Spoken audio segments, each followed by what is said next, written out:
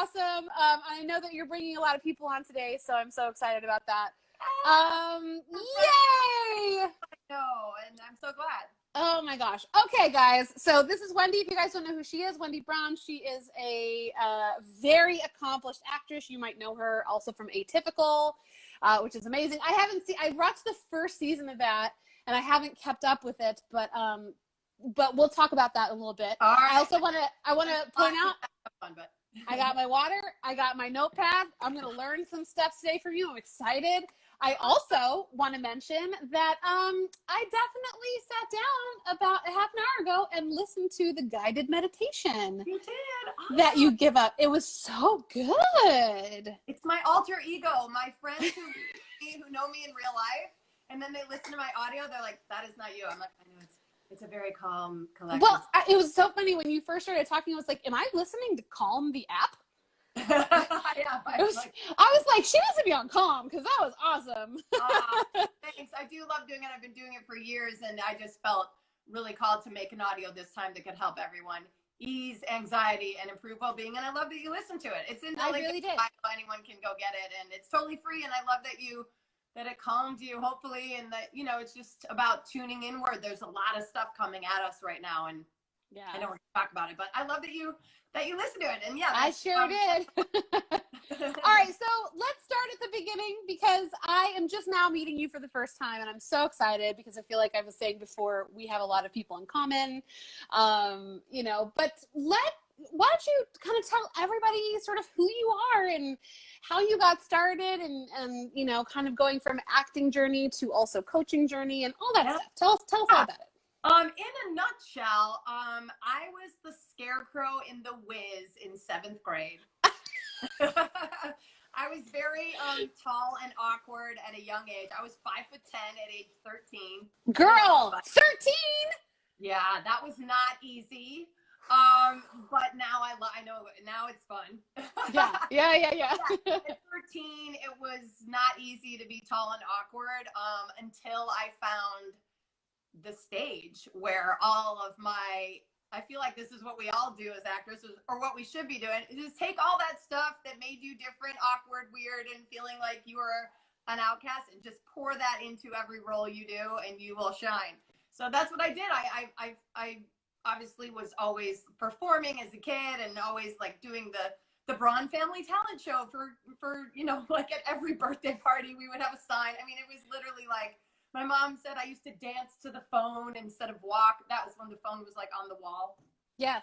You're probably too young to remember that. No, I'm not. I absolutely am not, because when I was in high school, my mom and I moved in with her parents to help take care of them, and they still had a rotary phone. So on the wall with like, I absolutely know. Yeah. Yeah. So and I really look back, and I'm sure a lot of people can relate that, like, doing theater at the time, especially at 13 in 7th grade, when you felt awkward and totally out of, like a fish out of water, I felt at home on the stage. I felt more at home on the stage playing the scarecrow than I did walking around junior high. So it was a gift that saved my soul at the time. And I'm sure, I never thought that I'm going to be a professional actor. I was just like, that was fun. Just went from there, and I went on and I did, I was a dancer, and, did all the musicals, and was like Dolly and Hello Dolly my senior year in high school. And I always joke that I was playing like 40. I've been playing 40 something since like 18 years old. My producing partner's the same way. When she moved to LA, I think she's like 22, and she was going in consistently for 40s at 22. Yeah. Because 40-year-olds here look like 22-year-olds. Anyway. Right. And, and for any young actors out there, I was going in to play moms when I was 25. I booked, over 100 commercials, a lot of them playing moms, long before I became a mom. So at 25, I was definitely in the rooms with everyone was 35. And I never called my age and be like, I'm too young. I was like, okay, well, this is where I'm at, so I finally grown into my like character actress self, but I feel like I've been a character actress since I was 13. That's awesome. Are you here in LA or are you in New York? I am. No, I'm in LA. Oh, okay, great. Awesome. In fact, Excellent. Okay. It's below 70, I get chilly. Yes, my blood chemistry has changed since moving here. The past couple days when it was kind of chilly, I was like, I'm freezing cold. Yes, yes. Yeah, You're in LA too, then, yeah. yes, absolutely, yep. Okay, so you started acting at a young age, moved out. Did you move here right away? Did you go to college for? No, I wanted to go to UCLA, but I had a very my dad was like a pilot in the Navy, and he was very like old school, and he was like, no 18-year-old of mine is going to Los Angeles. And so I went to Indiana University, which I loved. Is that What? where you? No, Yeah. I went to Ball State though. No I went to Ball State. way. I'm from Indiana. Oh my gosh. Where I'm from Chicago. So where are you from? Oh my God. I'm from South Bend. What? So I know. And I lived in Chicago. Oh my gosh, you guys. We're just fangirling out a little bit. Sorry. Oh my God, that's so awesome. No, I just did like a Zoom birthday party with all my college girlfriends and many from Munster, Indiana. Oh yeah. I love it. It was right for me at the time. I was a really young, naive, I still am a young, well, not as young, but I'm still a naive Midwesterner. And so it was probably a good call that I stayed in the Midwest and I had an amazing college experience. It was awesome. And that I didn't go to LA at 18. Mm-hmm. It was the perfect road for me at the time. But I love that you went to Ball State. That's an awesome performing school, and there's so much good creative people there. Yeah, and now the program's even bigger, which it's kind of hard to imagine. And my degree really means something, even though I don't really do theater or acting very much anymore. So, but you relate to act, in the way that you relate to everyone. It's like you really get what they do, So yeah, that's awesome. So how did I know, right? And that's hilarious. We'll have to talk about that another time. And aren't all these people who are like, who cares where you live? Talk to us about anxiety. All right, so you were out here. You did eventually move to LA. How did you start to incorporate, coaching and all of that stuff? Like, how did you start to build that business? What was the need that you saw that you were trying to fill? Yeah. I mean, and it didn't come out of some need I saw that I was like, I'll create a business and it'll fill this need. That very much maybe someone now might think. At the time, it just purely came out of my wanting to have one place to go to inspire myself on a daily basis. So I loved all kinds of thought leaders, from Louise Hay to Deepak Chopra to Wayne Dyer to Tony Robbins. So I would study all of them, and I just loved what they all had to say. But I was like, well, where's the place for actors to go to get daily inspiration? I can't keep going to all the different places. And so I just, it was between that, and I also was doing a lot of panels at the time where people would come up to me and ask me a question afterwards. And I was getting asked the same questions a lot. And I'm like, I should probably write this out in a blog and then say, hey, go here, and there's all my tips. And so that's what I started doing. I created actorinspiration.com really out of the need to have one place to go for inspiration, and then to also answer the questions that I had been getting. And out of that, it grew to creating a guided meditation. I created my first one years ago, and I have over 60 guided meditations, and I created a program. And so all of the stuff that anyone would see now is just a labor of love from, 15 years of wanting to just uplift and inspire. Yeah. Now it's grown to what it has, but it started out me not only wanting to uplift and inspire, but actually having no idea how to do any of it. So I would also tell people, if you have an idea for something that's lighting you up, you don't have to know how it's all going to get figured out. And you probably know this from having a business. You just figure it out as you go, and you ask for help, and you talk to people, and honest to God, that's the only way to do it, right? That's really the only way. Even if you have a list, even if you have a plan, once you start doing that, it's that phrase, a plan never survives first contact with the enemy. So it's kind of like, you think you have a way, and then as you're going to do it, it starts to shift and change. And that's actually the goal, I think. Yes, because you're growing and evolving, hopefully, along the way. And look, out of this time may come all kinds of ideas for people. And I think what a lot of people do is their inner critic sort of says, well, you can't do that. Look at her. It's so bright and shiny. And then you're like, I suck. I can't do anything. Where if I can give anything today, whether you're thinking of starting a business or in the acting career, it's like we're all looking at everyone. there's never been a time where we can see what everyone else is doing more than, and I think that kind of circles back to the feeling that we'll talk about of just being overwhelmed. It's like hard to move forward when your focus is on what everyone else is doing. You're gonna hear a lot of inner noise about it, that you're not enough and you suck and you can't and why bother, and then you're like, forget it. Yeah. You know? Yeah. What I love so much about the beginning of your journey is that you already saw kind of, you were really into these people, Deepak and Tony Robbins and all these people, but you were able to take the things that they were talking about and put them in terms that the actors could use for themselves. Right? Because it's one thing to have like a quote, but if that quote was meant for like, you know, a tech business owner, how can an actor look at that through the lens of how can I apply this to my acting career? So you're doing that for them and helping them move through that, which is so brilliant. Good for you. Well, it's brilliant how you just said it. That's very eloquent, and is that I've taken everything I've learned and I've put it through the lens for an actor, for an artist, for a creative, because a lot of times I would feel frustrated looking at like whatever thought leader I was looking at. I'm like, I know, but what would you do if you were an actor? How would you do that? Right. You know? And so I started taking things in my life and realized like, oh, we have a different slant on it, but that's exactly it. I love it. Yeah.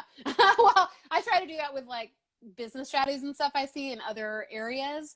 I try to go, how can I take that and put it on my business, which is so niche, but also like, how can I take that and help an actor think about their acting business that way and stuff like that. So we're totally vibing. That's great. I love it. The same. All right. So you gave me a couple of bullet points of stuff that we could talk about today. And I really, really, really love this first one. I think I know what the word is, but you said how to overcome overwhelm by changing one word. So first, let's talk about the concept of overwhelm. Yeah. And then talk about what that one word is to you, because I feel like I want to guess, but I don't want to guess yet until you tell me. No. Look, and the reason I think this is so timely is because it's going on right now. I see it everywhere. I gotta say hi to Molly Packer. There's some like students of mine and friends and people. Hi, Molly. I love that you're here. Hi. Wait, before you do this, I would like to say, for anybody who's watching with us online, I forgot to say this at the top, this is definitely a conversation not only between Wendy and me, but also with you guys. We want to hear what you are thinking. We want you to comment. We want you to give us thumbs up and tell us if any of this stuff is resonating with you. If you have questions, we will absolutely get to them for sure. And there's two ways to do questions. You can either put your question in the comments bar, or if you want, you can tap the little questions card, which is right next to the comment bar. That'll let me know that it's an actual question. Yeah, they're really cool. And if anybody does that, I can actually bring the question up on the screen and have us look at it too. So there's both of those things, but feel free to talk back to us. Let us know how you're thinking about all this stuff. And I'll probably make you do that later. Anyway, okay, so overwhelm. I love it. Well, so to talk about first of all, talking about overwhelm, and anyone can write in yes or hearts or whatever. If you're anyone feeling overwhelmed by now, by right now, today on a Friday afternoon. Oh, there you go. Yeah. I've been overwhelmed a few times this week.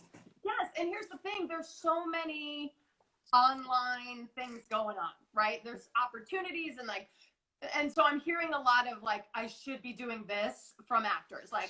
I should be doing a new monologue, or I should be self-taping, or I should be on every Zoom call with casting directors, or just the general, I should be more productive, right? I thought that a couple of days this week. I'm looking at my, someone's like, I guess, Summer, I'm right there with you, girl. And so I call that shooting on yourself. Shooting all over you. Yeah. Yeah, you're just shooting on yourself. And the reason that doesn't feel good, and it often happens when you're looking at your phone or all the emails coming in like, oh, I should do that. Oh, I should do that. Oh, I should do that. And then it just gets heavier and heavier and heavier, is because when you actually use the word should, it implies that if you don't do it, you're doing it wrong. That you're wrong for not doing it. And the word should is I should, from that place that's not inspiring. That should it invites in angst and anxiety and really shame and guilt. That's why when you click off, you're like, oh, it feels so horrible. Because the word I should, when it doesn't light you up, is just, it's just not your path today. It might be another day. So I want you, anyone who's watching this, anyone who tunes in later, if you can just shift the word should, that feels so heavy, that feels so like I'm doing it wrong and I need to do it like she or he is doing it, you know? And I'm just going to interject this before I give the word. Here's what happens. Like, I should do a monologue festival, and then you don't do it. And then 3 days later, you see that your friend, like, won the whole thing, right? You know? And so now you're like, it's even worse. You're like, oh, my God, she got a free general with whatever passenger got. Oh, and then you're like, I knew I should have. Then you're even worse. It gets even worse, right? Yeah. So if you change the word should to could, then could implies that you have a choice.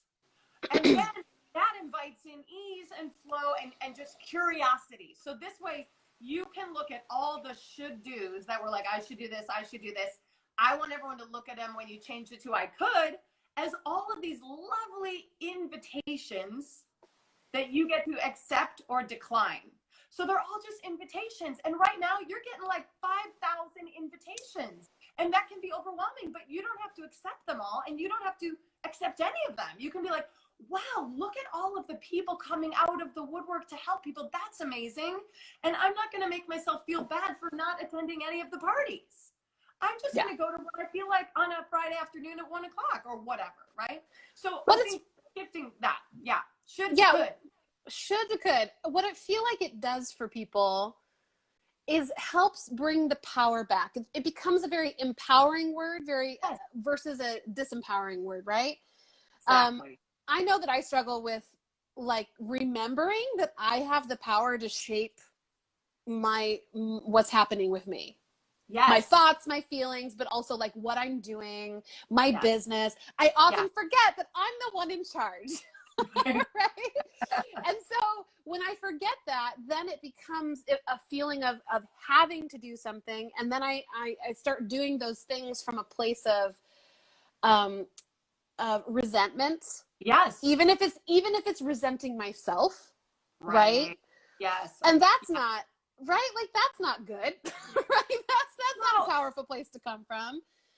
And so shifting it from should to could, that's so powerful. That's not the word I was thinking of. What was the word you were thinking of? So I was thinking of kind of, I've seen this a lot online recently, and I was wondering if this is what you're going to talk about, which is, why is this happening to me versus why is this happening for me? Yeah, and that's awesome. Or someone might say, like, I don't have to, I get to. But when you, and it's all about too, like, all of this stuff is about like pulling what works for you, make it your own. If there's some other language, great. But like me opening up my email inbox and be like, wow, I get to do all these things. Like, I don't want to. It still feels a little bit like that. I love this idea of making it feel like an invitation. You guys, we just got like so popular because we're getting all these invitations to everything. You know, like, and you know what? And I think what if you can look at it all, what it does, it not only gives you the power back, and I love that the could starts with the C, choice starts with the C. It's all about like, oh, I have a choice in this. It doesn't, you know, everyone else can be doing whatever they're doing, and I can literally just sit in my quiet office or go play with my kid and just jump in the pool and do that, and that's it. And that's all I did all day. In fact, my kid's like, are you coming soon? I'm like, I'll take my face off in an hour and I'll be right there. Okay. But you know, so like, I could just gets you back to that empowered place of knowing that you do have a choice. And the other thing I think does help is like, on a daily basis, if you can I know we're online right now, but a digital detox from all of the stuff that's going on, because that really gets you it gets you into that external mode instead of like tuning into what's going on in your home, what can you control, like you said. So the digital detox, very important. And for everybody who's watching this, you know, and they feel that urge to go and watch all the lives and all the things, just remember, those things are available for the least amount of time is 24 hours. So you have a whole other day to watch this stuff in replay. And most people are like us, like I'll be reposting this. She'll be reposting this, both as full things in a podcast, on YouTube, and in little forms. So like, you don't feel like you have to participate in every single thing. Do what feels good for you in your energy that day. Yes. So, and to like, piggyback on that, yes. I was just gonna say this week is like I've just been real low energy because I'm just like I'm a woman and it's that time of my cycle and I'm just like meh. And I allowed myself to be like, you know what? This week is not going to be a wildly productive week like the past couple have been. I'm going to allow myself to just sit back. I'm going to do what I need to, but I'm not going to push it. And I'll tell you, I feel so much better now having allowed myself to do that. Yes. And really like paid attention to the energy that I had in you know, like in my body. So anyway, keep going. Melissa, I mean, that is everything. And it's so funny that you would say, and I get the feeling as a business owner or whatever that like, oh, I wasn't as productive this week. But if everyone on this who tunes in, whenever they tune in, if you realize that resting enhances productivity, then you don't have to be doing more every day to be productive. Actually, that rest day will create so much more momentum than trying to like do everything push through you feel, right? And that's so great. I love to give that example, you know? Yeah. It's funny because what I have found in practicing this over the past couple of weeks is, you know, in quarantine and stuff, because like I have in the past been an overworker. I don't know if anybody in this watching us, are you guys overworkers as well? Where I can get a lot done. And so because of that, I'm like, I want to get a lot done and I will push through. And what I've realized is that when I allow myself to rest, when I come back to the work, I don't feel angsty about it. Yes. I don't feel bratty about it. I don't feel like, right?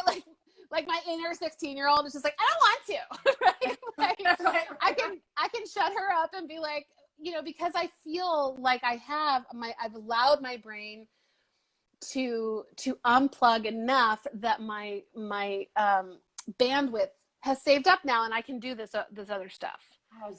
Yes. I think it's speaking exactly to all of this. If you're overwhelmed, it is time to take a break. It's time to stop shooting on yourself. It's time to realign your energy and rest. And I think the way you do that, like you did this week, is to really shut it down, you know, is to be okay with that and stop checking what everyone else is doing. And also in these lives, no matter where you go, is to come from a place of love and know that you're going to get on at exactly the right time and hear what you need. And you can, if you just kind of have that frame of mind, like, you know what, I'm not going to miss anything that I needed.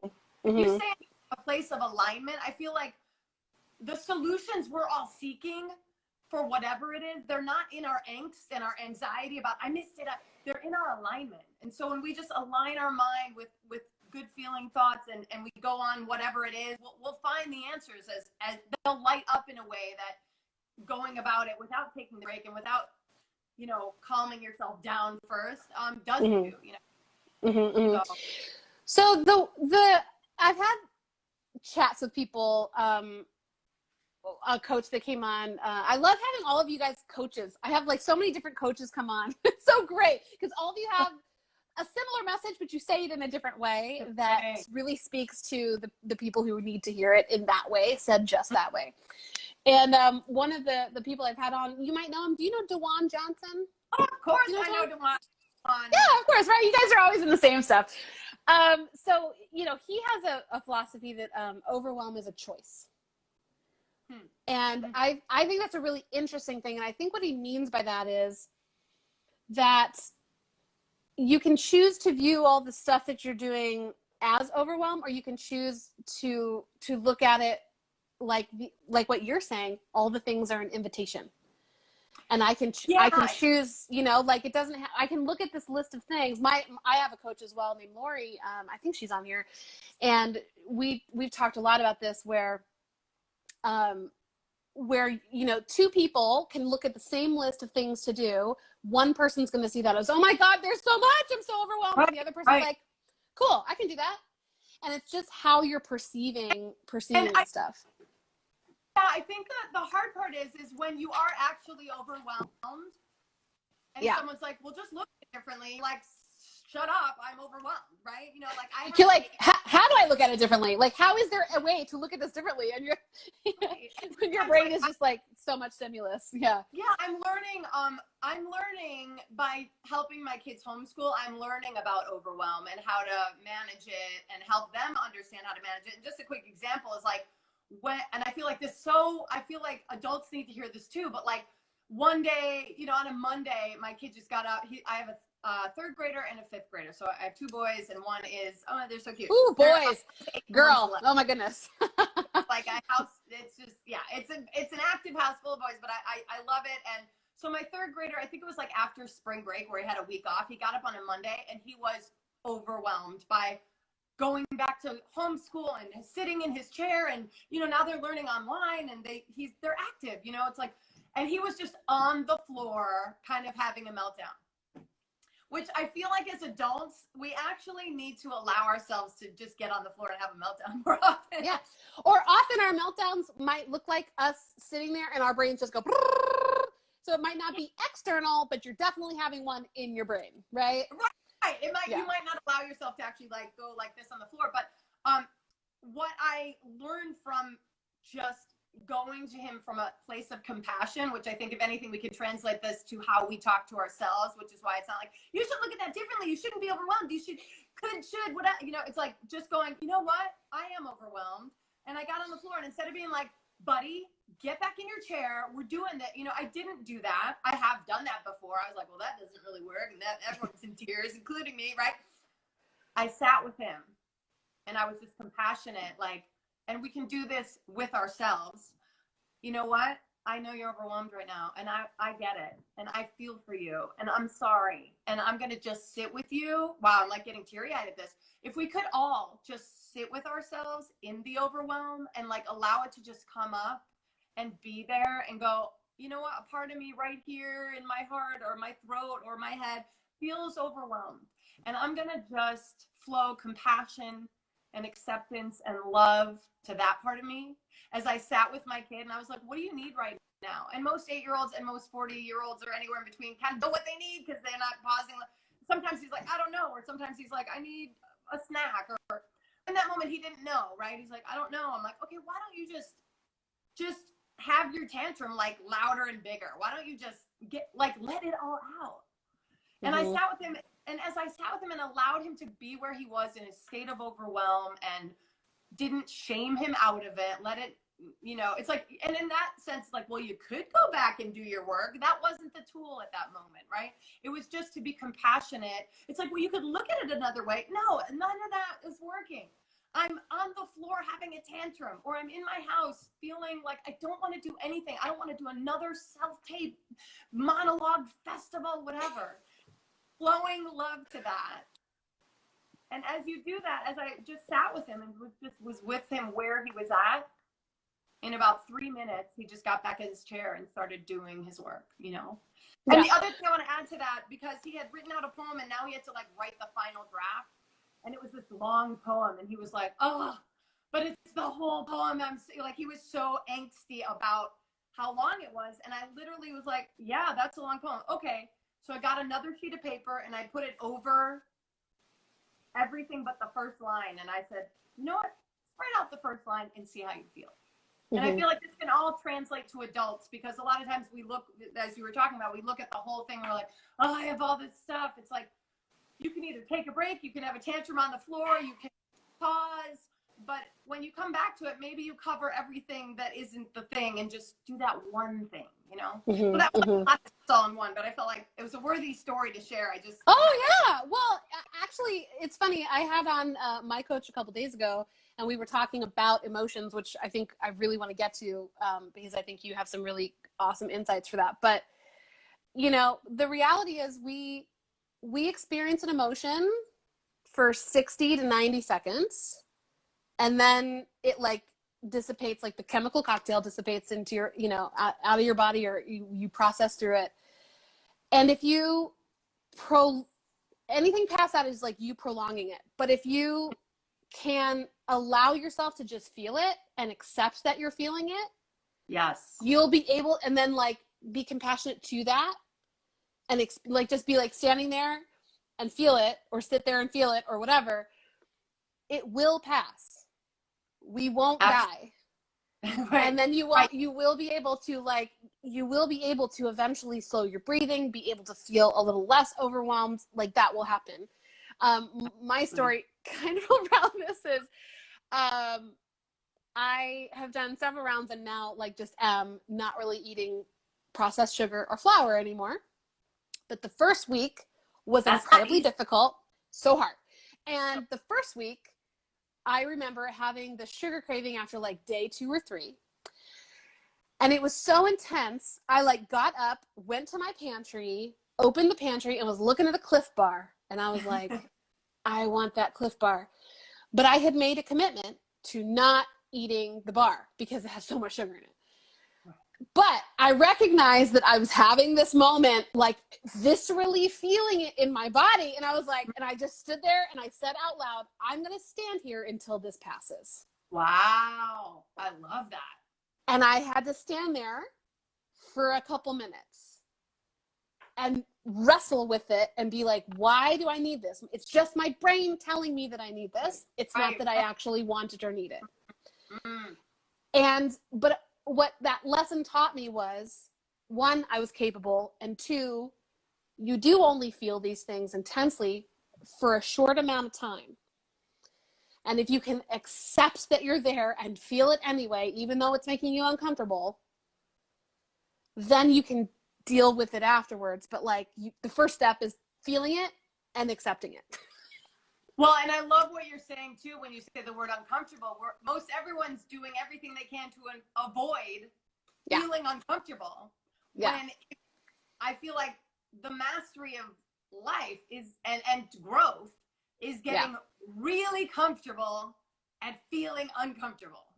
So for you to stand there in your uncomfortableness, it's like, okay, this is gonna feel better. I'm just gonna ride the wave of uncomfortability through this, and I will, I will be on the other side of it soon. So that's awesome. I love it. Yeah, and it's that thing of Cliff Bars. Cliff Bars. Oh, I kind of miss Cliff Bars. They were yummy. I don't miss what they do to me, because now that I'm off of that stuff, like if I eat it, it's a mess. Anyway, all right. So you talk a little bit about that you have a simple process for handling those tough emotions when they come up. Can you talk a little bit about that with us? Yeah, and we kind of are. It's nice. We're kind of diving into that here. I think it's funny how it's very similar to an actor who feels anxiety walking in the audition room. If you try to push it away and walk, whether it's an audition or really a global pandemic, if you try to push down whatever you're feeling, fear, anxiety, it's just going to get bigger. Right. In the audition room, if you're like, I'm not scared, and you walk in and you're like holding your breath, it's like, we all know. So really, it's just like you did standing at your pantry. It's like you become a witness to whatever you're feeling. And that takes awareness. And I think probably the biggest issue that most people in the world are having right now is that becoming aware of how you feel is really people's least favorite thing to do. Well, also because it's really hard. It's like trying to pay attention to all the thoughts you have, because your emotions and stuff are stemming from those thoughts you're having. So, but if you're not used to paying attention to this stuff, you'll have 18 thoughts, you'll have 18 feelings all in the space of a couple of seconds, and it's hard to sort of go, what did I just feel? Like, what was that? There was like 18 things in there I don't understand. Right, and you can't start working on it until you know what it is you're dealing with. And I think the issue and struggle people have, which is why people are looking to be busy, is when we're busy doing more, we get to avoid all our feelings, right? It's like, if I just stay busy, then I won't have to sit with myself. And so the overproductive person is like scared to stop all the doing. And I was that person for many years. It's like I needed to just stop all the doing. And yes, you are going to have to, it does require self-awareness, So you have to witness to whatever it is you're going through. And then for me, I just like to use this acronym that has helped me a lot. And so this basically allows you to have whatever feeling you're having and have it be okay instead of shaming yourself into trying to feel better. You just answer the call. And so for me, my acronym for the word call, if you were to spell it down, CALL, is simply compassion, acceptance, love, and more love. It's what I was flowing to my tantruming kid on the floor. It's what I try to flow to myself. It's what you flow to yourself through the, okay, I'm going to sit here with the Cliff Bar moment. And really, you were just witnessing, you have the feeling, to me, answering the call. And I feel like this is like a global calling. Like if you imagine the entire planet flowing compassion and acceptance and love to wherever they're at, whatever's gone wrong, to themselves and each other, there will be a global shift in consciousness. You know, I want this to be a grand awakening for people of like, I can actually become a little bit more aware of what I was saying to myself, how I'm feeling, how it's affecting everyone in my house, or, you know, so it's becoming aware. I have the feeling, and also realizing, you know, I am not my feelings. So I'm having a thought, but I am not my thoughts, right? Yes, yes. Yeah, it's like, I'm having a thought. I am not my thoughts, especially my thoughts are dark and horrible. It's like, that's not who I am. That's just this moment. And so it's witnessing it, answering the call of compassion, acceptance, love, and more love. If you can flow that to yourself, then your interactions can become way more calm and relaxed than you screaming at everyone or whatever it is. If you're in a house with people that you're getting annoyed with because you've been in the house with them for too long. And then I think it always comes back to then, you know, if you can get yourself out of that looping frenzy and worry, you step back, you witness it without judgment, you answer the call, and then you ask yourself, like I asked my kid, or I asked myself, what do I most need right now? And sometimes it's to take a break, and sometimes it's to get a snack, and sometimes it's to avoid sugar, and sometimes it's to take a walk. But if we can start tuning into what we each need, instead of looking outward at what everyone else is doing to figure out what I'm not doing, man, we'll all show up in our work and in our acting and in our business aligned and empowered, and we'll reach far more people than we would feeling like I should be doing more and I'm not doing it right, you know? So yeah. Well, it sounds kind of like what you're describing. It goes along with a friend of mine, John, who the thing about like being nervous when you go into an audition room. Somebody asked him, like, did you ever get over that? And he's like, no, in fact, I invite my nervousness to come along with me as if it were a friend in the room. So what it sounds like you're saying is maybe an approach would be to look at the feelings that you're feeling. First of all, recognizing that you are not your feelings and you are not your thoughts. Just like this great quote I saw about body fat, which is, you have body fat, you are not body fat. Just like you have fingernails, but you are not fingernails. And I was like, what? I know too, right? I was like, that really helps me shift that. And I don't feel like I'm calling myself fat anymore. Anyway. I love that.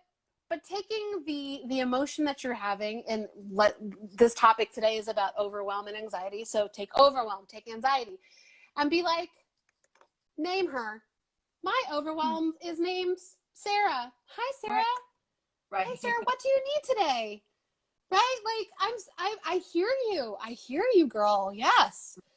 Let's just breathe it out for a minute. All right, awesome. Cool.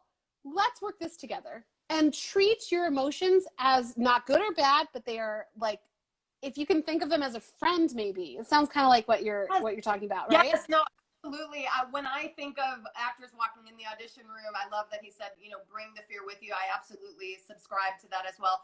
Instead of a friend, I often think that the fear is really like maybe it's because I'm a mother, it's really like a 4-year-old having a tantrum, because it's out of control, it's loud, and you don't want anyone in the store to hear, and you're doing a lot to like, you know, so it's not a friend who's like, you're awesome. It's a friend who's like, you suck. You know, it's whatever it is for you. And that overwhelm, you can absolutely treat it like a 4-year-old having a tantrum. And if we can learn to sort of get down on the floor with, metaphorically, the 4-year-old who's having a tantrum, instead of being like, get in your chair, finish your work.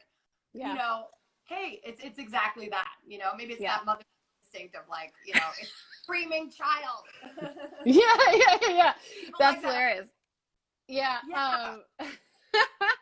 All right. So what kind of practices do you specifically do?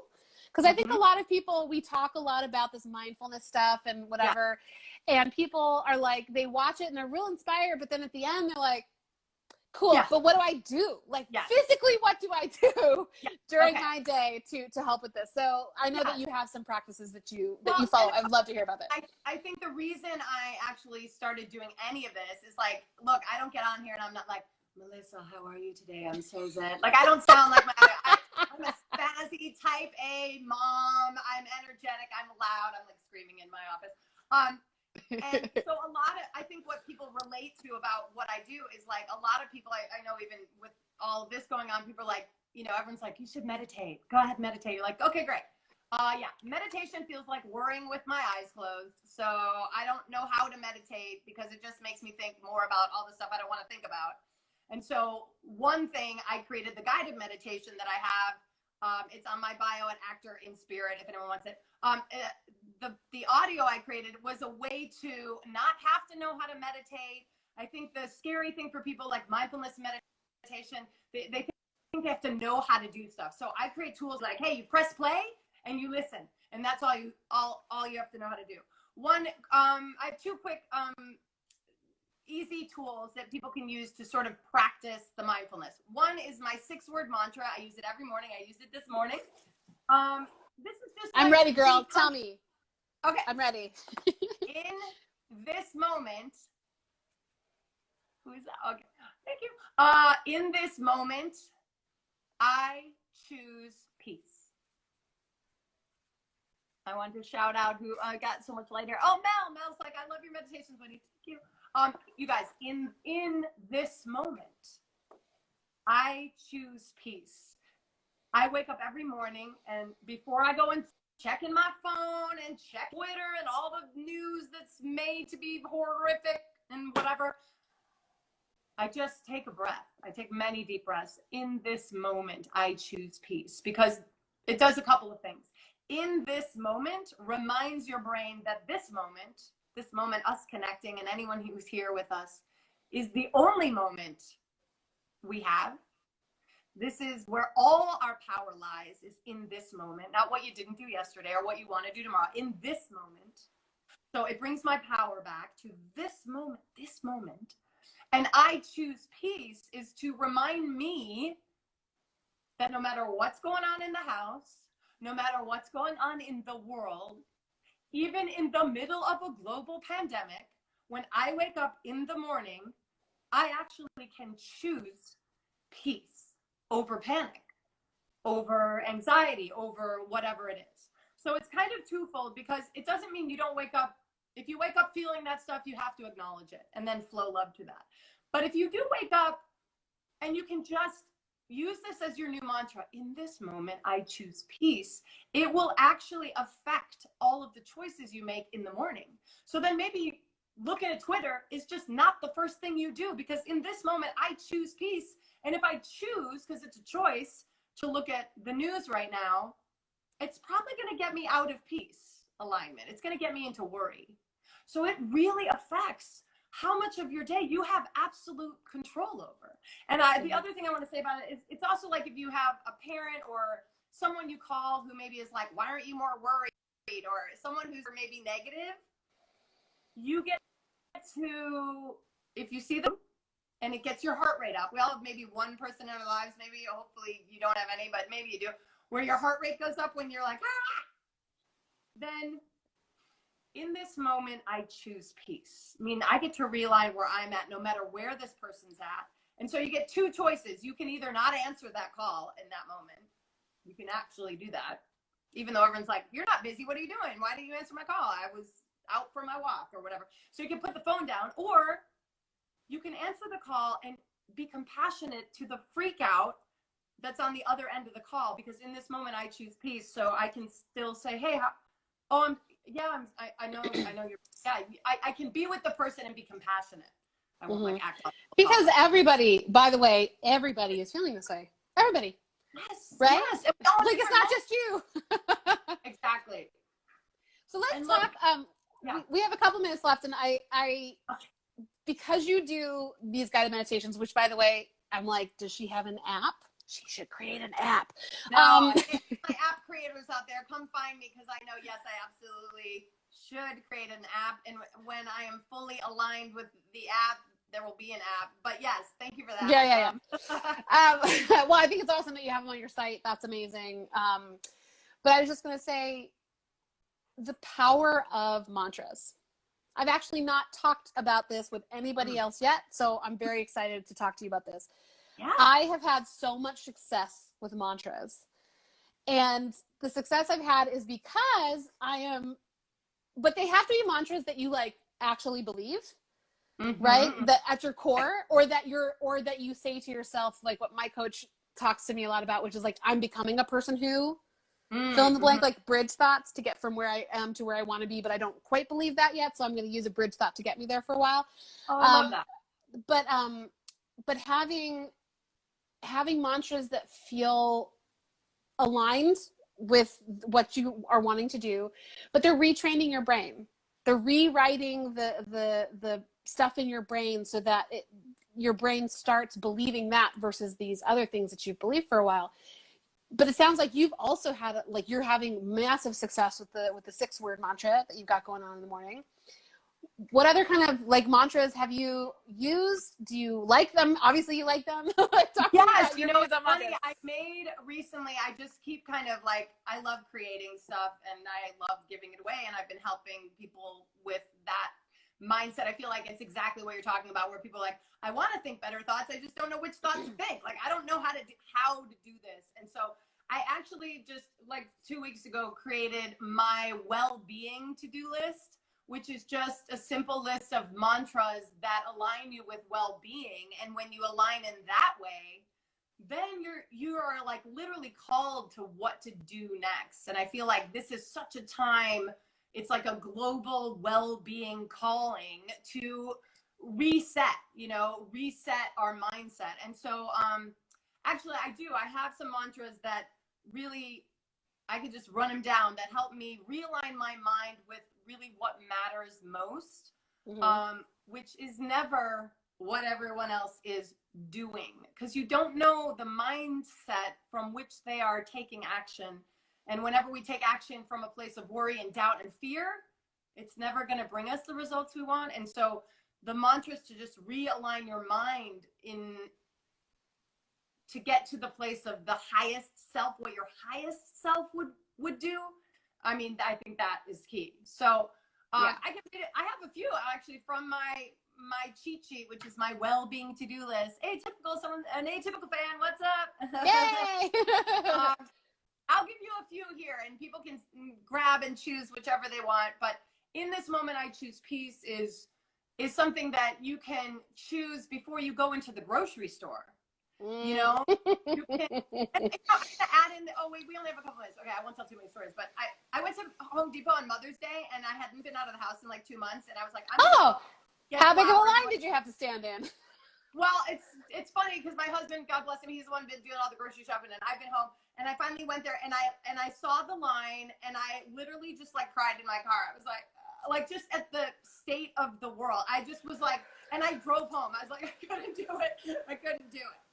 But then I went yesterday. I was like, I can do this. And I did it from a different headspace. So I want to give people permission when it doesn't feel good. It's okay to like literally turn around and go home. It's okay to realign your mind. It's okay to not realign your mind if you can't do it in the moment. But here's a couple from my well-being to-do list, which I'll put it on my Actor in Spirit. It's or you can go to actorinspiration.com/wellbeing. That is where you can get this well-being to-do list, or my audio is at actorinspiration.com/ease. Anyway, I reignite my light by choosing to do what brings me joy. I feel like if you do that for the rest of this whole thing, you'll be guided to all the best things for you. Yeah. I recalibrate. Recalibrate is such a good word. It means you have a choice to just reset. You know, I recalibrate my energy to one of peace. When my kids used to come home from school and they'd be fighting, I'm like, sometimes I would say, let's go back to one, which was very accurate of me, but let's go outside and reset. Reset. let's not bring that energy in the house. I think we all need a reset. And so we go outside and we come back in again. But I resolve to give thanks for the little things every day. I reevaluate. This is a great thing people can do now. I reevaluate how I've been treating myself. Have I been kind to myself? Do I need to maybe I don't need to do another self-tape challenge. I need to reevaluate what I say to myself when I'm doing them. Because, right? Girl, you better preach it. Yes. I also like doing with mantras. I know you know who Dallas Travers is. I bet she's your coach. I bet. She's not my coach, but I do know who she is. Yeah. But she used to do like some mantras that were statements, but also question mantras, right? Like, why am I blah, blah, blah? And it's because your brain will automatically start answering you. And by the way, if you're watching this and you're like, mantras, if the word mantra is too woo for you, maybe think of these as like rethoughts, right? Like I'm going to rethink how I'm thinking about this particular topic, and I get to say the sentence a bunch to help rewire my brain. Rewiring thoughts or something like that. You don't have to use the word mantras if that's too weird for you. Mantra is just a word that talks about these things, like these new thoughts that we get to create for ourselves.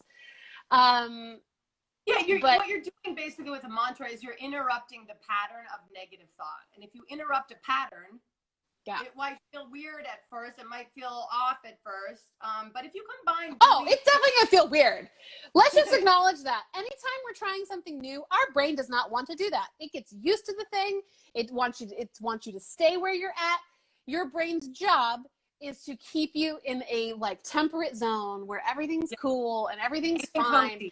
Yes. And for some people, that temperate zone is negative self-talk, right? So anytime you're trying to get out of that, your brain's going to freak out.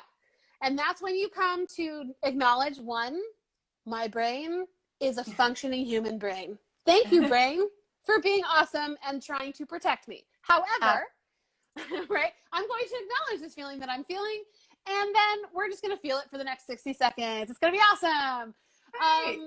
But it will feel like mantras, if you're doing them for the first time ever, it's hard. It's like meditating for the first time. You don't know how the hell to do that. So have patience and compassion for yourself. Follow what Wendy is saying about being compassionate towards yourself and treat yourself like that 4-year-old who just needs to let it out and be heard for a minute and then just moves on with their day. I love that your sound just sat back down. That's so cool. Yeah, right? I think that's these awesome. Tools are all like you kind of never, it's not that you never master them, it's just that every day and every time new things keep coming your way, you're going to have new reactions. And so it's about having tools to use that are easy and simple for you to realize, I'm having this reaction, or just calming yourself down and choosing a new thought to be able to move forward from a place of an energy of love is going to help you in every area, in your acting world, in business, in how you connect with casting directors, whatever it is. It's not needy. It's just from a place of like service and love. And if you do that, and everything we talked about today can help you do that, then you'll know what to do next. And you won't have to look at what everyone is doing to decide. You'll just go, hey, and if gardening is what you need to do right now, or baking or whatever, if it has nothing to do with like acting, that's okay too, I highly recommend that you guys... My guy in French. So there's a French fan who's watched Atypical 10 times. I see you and thank Bonjour. you. Bonjour. I miss Paris because I went there with my husband. Yay. Although it's probably nighttime there, so bonsoir. Okay, so you have so much value and things to offer. I think, like I was saying before, I think the lens with which you look through all this stuff and adapt it for actors specifically is such a key and important thing. So tell us a little bit, as we have time, how people can work with you. What kind of things do you offer? I don't know this, so inform me so that when people ask me, how the hell do I want to work with her? Like, how can they do that? All that stuff. Oh, that's so sweet. Well, thank you for that. It's been really fun to connect, and I appreciate you putting yourself out in the world and calling people into you, because this is all like really amazing to connect with people now. So it's been awesome. I know, right? It's so fun. Yeah. And I love how you reframe everything into such like eloquent words. So you're a writer yourself, girlfriend. Thanks. So actorinspiration.com is my web. On Instagram, you can find me at Actor in Spirit. And I realize that's really what I am. I'm an actor in spirit. And you know, you can work, you know what? You just get my free gifts. You can go on actorinspiration.com and click on free gifts and get my free gifts. And from there, you can email me in any way. I have a program I do once a year. It's an online course that I've had actors all over the world do for years now. And it's been amazing how actually now all the students in my course that started in January, by March, they said, I never knew how everything you teach was actually not only going to help my acting career, but get me through a global pandemic. That's like the best compliment, because I feel like everything I do teach is not only about everything on my site, all my blogs. It's not only about like getting ahead in your acting career, because ultimately if that's your only goal, you won't actually stay. Oh no, she's buffering, you guys. Oh no, we're gonna wait until she comes back, because I think that was supposed to be a really important point. Oh no. But while we're waiting for her to come back, give her a thumbs up, give her a love, that let us know that you are loving this content from her, because I think she's just the best. And like I said, you may, if you joined us late, actually go and do her guided meditation. Oh, she left, but she'll come back. I took some time to do her guided meditation that she gives out for free. And it's only 15 minutes. It's really easy to follow along with. It's really wonderful. You guys should go and check it out. That's really fun. Her website is really beautiful. Her Instagram feed, if you guys haven't been over there before, it's just nothing but gold. You just slide through all of her stuff. It's just really beautiful work.